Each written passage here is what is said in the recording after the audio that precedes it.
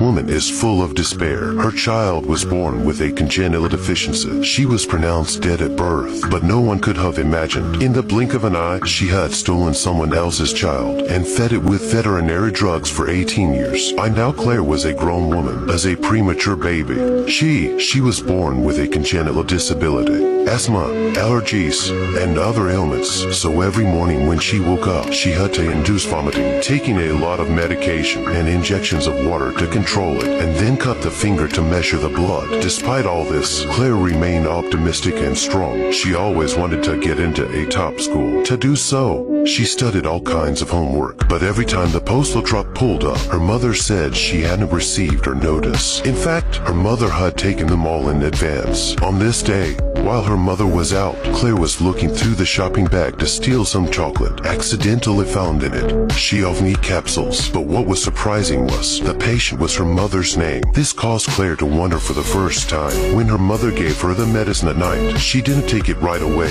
Instead, she asked her mother, "Isn't this the medicine the doctor prescribed for you?" Her mother didn't answer positively. She lied and said it was just a receipt from the doctor. Claire was clearly not satisfied with this answer. Early the next morning, she used a homemade telescopic pole. She quietly removed the medicine bottle from the cupboard. By now the label on it had been changed to her name. She tore the outer label off. Underneath was the name of another drug, but the function of the drug was already blurred. In order to find out the effect of this medicine, Claire took advantage of the late night. She went downstairs, turned on the computer and started searching. But the next moment, the internet suddenly went down. What she didn't know was her mother already knew about all this. She was still staring at her from the room across the hall. The next day, while her mother was watering the vegetables, she called the phone number of the pharmacy. She didn't realize that the caller knew her mother well. She recognized her right away. She hung up immediately. She called the hotline again. The caller tried to charge her before she could say a word. Claire had to hang up again. Then she made a random call. During this time,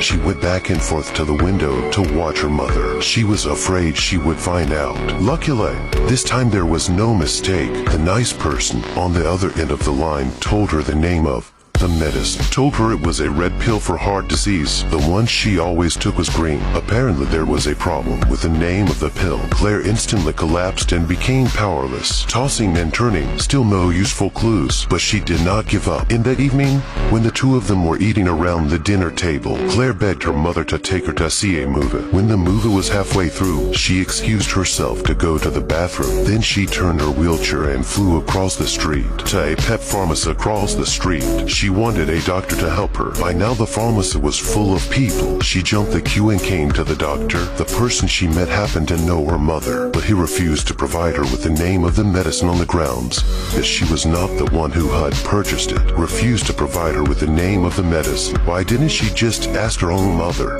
Just when Claire didn't know how to react, she suddenly noticed the game photo on the table. She said she was playing a scavenger hunt with her mother. The clue was the name of the drug. The doctor happens to be a fan of the game, and regardless of his principles, he quickly looked up the information for Claire. Claire couldn't believe it. She tried to control her emotions and continued to ask the doctor what would happen if a person took it for a long time. Disabled girl unwitting the finds. The capsule her mother had given her for 18 years was the culprit of her lower body paralysis. The doctor told her, "This is a relaxant for dogs. If a person takes it for a long time, it will cause paralysis in the lower part of the body." This news was like a bolt from the blue. Claire was overwhelmed by the news, and her asthma flared up. That's when her mother burst into the pharmacy and dispersed the store's customers. When no one was around, she stabbed Claire with a syringe and knocked her out. When Claire woke up, it was the next day. Her mother had already left for work, and there was a good breakfast on the table. She turned the doorknob to leave. The door was already locked. Even the key could not open it. It turned out that her mother had chained the door from the outside with a wooden stick. Claire turned her attention to the window. She came up with a brilliant idea. She ate her breakfast in a hurry. She ate her breakfast to replenish her strength. Then she grabbed her tools. With a mouthful of water in her mouth, climbing out of the window with great difficulty. When she reached her mother mother's window. She pointed the soldering iron at the glass after a few seconds of resting, then sprayed the water out. The glass broke instantly. Then she took out a bed sheet and covered it with it, prevented by the glass lacerations. She climbed in smoothly in this way. It was a perfect calculation. The only thing she missed, perhaps her illness. Soon she had another asthma attack, but Claire returned to the room in time. She quickly retrieved the medicine from the drawer.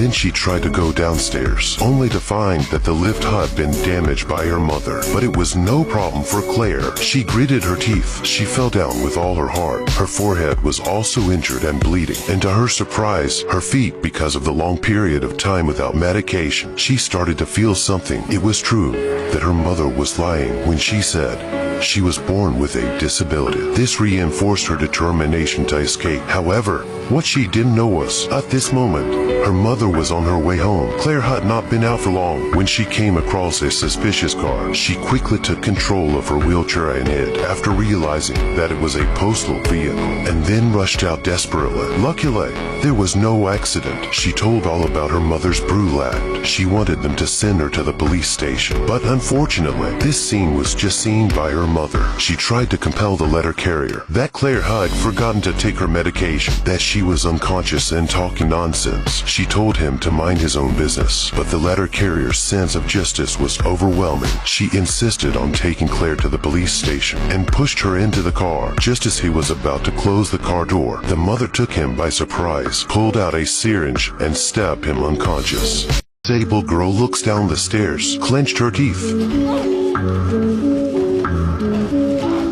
And the reason she was so cruel to herself was solely to escape her demonic mother. Obviously, she failed. When she woke up, she found herself in a warehouse. The wheelchair was chained, and there was a pot of thick soup on the table. It seems to be her mother's new trick to get at her. And that's when she found a file folder not far away. She opened it. Inside was her acceptance letter. It turned out that her mother had lied about not receiving the mail. A wave of anger washed over her. She threw all the mail on the floor like crazy. Then she looked around and found a mysterious box. When she opened it, inside was a picture of her as a child. Then she continued to search. She found a death certificate for Claire and a newspaper about the kidnapping of a newborn. Seeing this, Claire understood everything. The mother's own child died hours after birth, and she was just her stolen child. Just as Claire was crying and weeping, Mother suddenly came in, looking at the newspaper scattered on the floor. She realized that she had been exposed, but she still tried her best to defend herself. Liebt dein Kind mehr als mich. Alles, was ich tue, einfach alles tue ich für dich.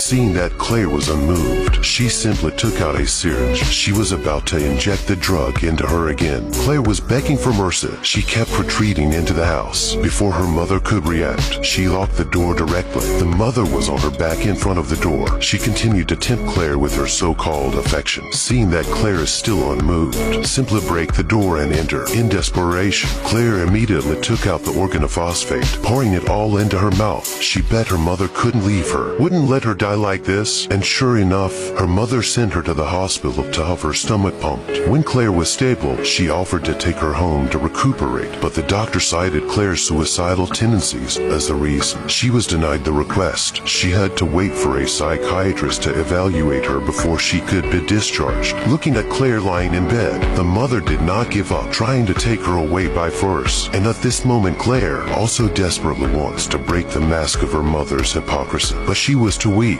She couldn't speak. She had to ask the nurse to give her a pen to write it all down in a notebook. Before she could finish writing, the emergency button suddenly went off. The nurse immediately went out to check, and the mother seized the opportunity, pulled out Claire's breathing tube, forced to push her out of the emergency room. On the way, Claire kept looking at the passers-by for help, but no one noticed her abnormalities. Fortunately, the nurse was attentive. Claire was found missing for no reason and saw the word "Mom" written on her face. She suspected that she was in danger. She immediately called the police for help. The police soon arrived, and the mother found herself surrounded. Immediately raised her gun to resist, but was shot in the shoulder by the police. Fell straight down the stairs. Claire looked at this scene. Her heart was full of mixed feelings. After all, she had been raised for 18 years. Now it's 7 years later. After continuous rehabilitation training, Claire's legs are gradually recovering. She is able to walk with support. During these 7 years, She often came to visit her mother in prison. She happily shared with her mother how she was doing. Is she a saint?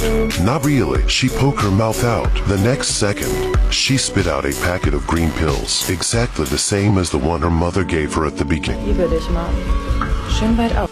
That's the end of the story. Good and evil will come to an end. Do you approve of what Claire did? Feel free to leave your opinion in the comment section.